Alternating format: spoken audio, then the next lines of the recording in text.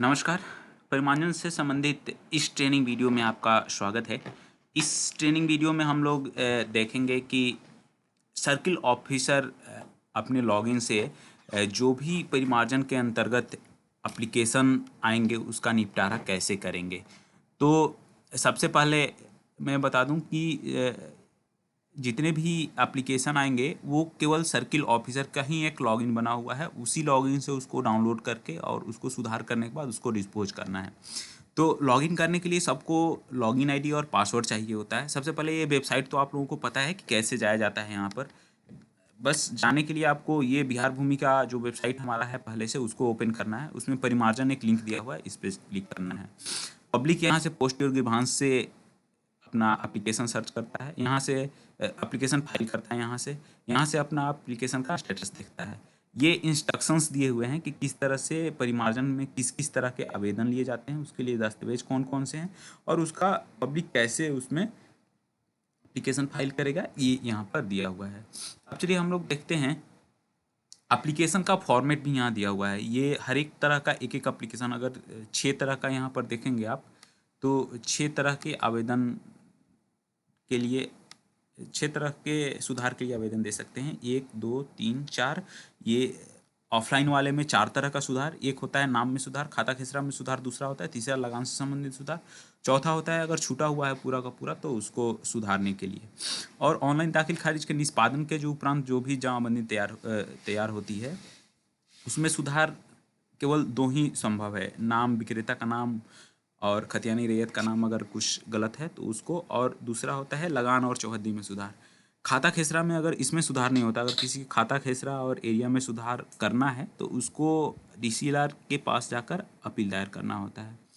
तो चलिए अब हम लोग देखते हैं कि किस तरह से इसमें एप्लीकेशन का निपटारा होता है। तो आपको अपने सर्किल ऑफिसर को लॉगिन करने के लिए यहाँ पर लॉगिन पर क्लिक करना है। लॉगिन पर क्लिक करने के बाद सर्किल ऑफिसर का लॉगिन आईडी और पासवर्ड सबको मिल गया है। अगर नहीं मिला है तो अपने जिला के डिस्ट्रिक्ट इंफॉर्मेटिक ऑफिसर जो एनआईसी के डीआईओ होते हैं उनसे लीजिए, या फिर अपने आईटी मैनेजर से, जिला के जो आईटी मैनेजर हो उनसे प्राप्त कर सकते हैं। ठीक है, अगर वहाँ से नहीं मिला है तो फिर आप हमें मेल करिए या व्हाट्सअप करिए या फिर सर्किल ऑफिसर कॉल करेंगे तो हम लोग यहाँ विभाग से भी उनको अवेलेबल करा देंगे। तो यहाँ पर हम लॉगिन में सर्किल ऑफिसर का आईडी डालते हैं। मान लीजिए हम एक आईडी डालते हैं जो हमारे पास एक है, उसको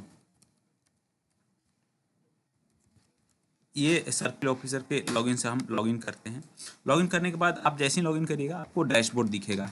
डैशबोर्ड पर आपको दिख रहा है कि टोटल गिरभांस केसेस जो आया हुआ है इनके पास वो 13 आए हुए हैं। 13 में से 13 केस अभी तक पेंडिंग है। जैसे टोटल प्रोसेस्ड केसेस यहाँ पर देखेंगे, प्रोसेस प्लस रिजेक्टेड, प्रोसेस मतलब या अंडर प्रोसेस हो या फिर डिस्पोज हो चुका है या फिर रिजेक्ट हुआ है, वो देखेंगे तो 13 के 13 एप्लीकेशन अभी तक ये डिस्पोज नहीं हुए हैं। एक भी केसेस 13 पेंडिंग है। ये पेंडिंग केसेस 13 में not attended 13 cases not attended है, मतलब कि 13 केसेस को एक भी को देखा नहीं गया है। 0 है attended but not at resolve. अगर अटेंड कर लिया गया और रिजॉल्व नहीं हुआ है तो ये इस तरह से। डॉक्यूमेंट अवेटेड फ्रॉम सिटीजन, इसमें एक ऑप्शन दिया हुआ है कि अगर कोई डॉक्यूमेंट मिसिंग है, अगर मान लीजिए किसी अप्लीकेंट का कागजात लगा कर दिया और उस कागजात में कुछ कमी लग रहा है सर्किल ऑफिसर को, तो सर्किल ऑफिसर यहाँ से उसको रिटर्न कर देंगे ये लिखते हुए कि ये कागजात की आवश्यकता है, और वहाँ से वो भरेंगे तो फिर आपके पास आ जाएगा।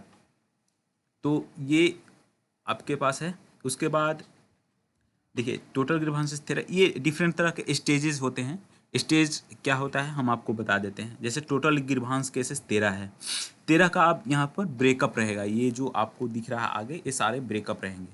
टोटल प्रोसेस्ड केसेस मतलब कि प्रोसेस्ड हुआ मतलब कि जो डिस्पोज किया जा चुका है, मतलब कि एक्चुअल डिस्पोजल जो हुआ है। मान लीजिए कोई नाम चेंज करने के लिए दिया हुआ है और उसका नाम चेंज करके डिस्पोज किया गया तो वो टोटल प्रोसेस्ड केस हुआ है। टोटल अनप्रोसेस्ड केसेस में क्या होता है, टोटल अनप्रोसेस्ड केस वो होते हैं जो केसेस आया हुआ है और उसको बस टेकअप किया हुआ है और उसको एक भी केसेस को, मतलब टोटल अनप्रोसेस्ड केसेस ये है कि जो आया हुआ है एप्लीकेशन और उसको अभी तक सर्किल ऑफिसर ने देखा तक नहीं है, मतलब आया हुआ है बस पेंडिंग पड़ा हुआ है, वो टोटल अनप्रोसेस है। टोटल अंडर प्रोसेस केसेस वो होते हैं जिसको सर्किल ऑफिसर ने टेकअप कर लिया, मतलब कि उसको डाउनलोड करके और काम उस पर स्टार्ट कर दिया, लेकिन अभी तक डिस्पोज नहीं हुआ है, तो वो अंडर प्रोसेस में रहता है। अनप्रोसेस और अंडर प्रोसेस, ये दोनों में डिफरेंस ये है। अनप्रोसेस केसेस वो हैं जो एप्लीकेशन आया हुआ है सर्किल ऑफिस के पास, लेकिन उसका अभी तक कुछ देखा तक नहीं है, बस उसी तरह से लॉगिन में पड़ा हुआ है।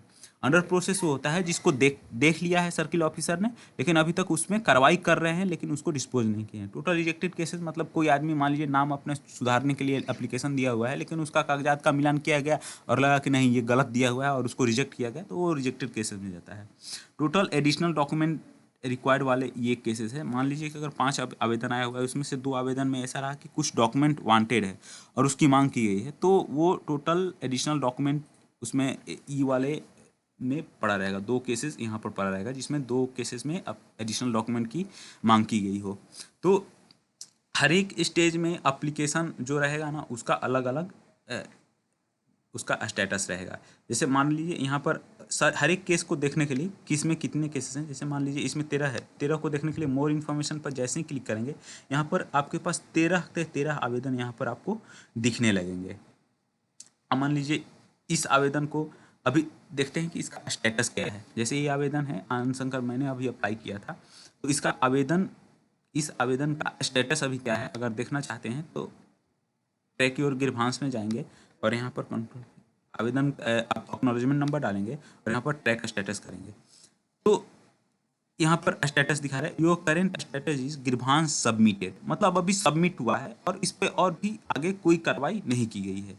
तो ये आपका एक स्टेज हुआ। उसके बाद प्रोसेस्ड केसेस होते हैं और उसके बाद अनप्रोसेस्ड केसेस कैसे होते हैं। ये जो केस था ये अनप्रोसेस्ड केस का मामला था। अंडर प्रोसेस में कैसे जाते हैं वो हम देखते हैं। इसके लिए अब आगे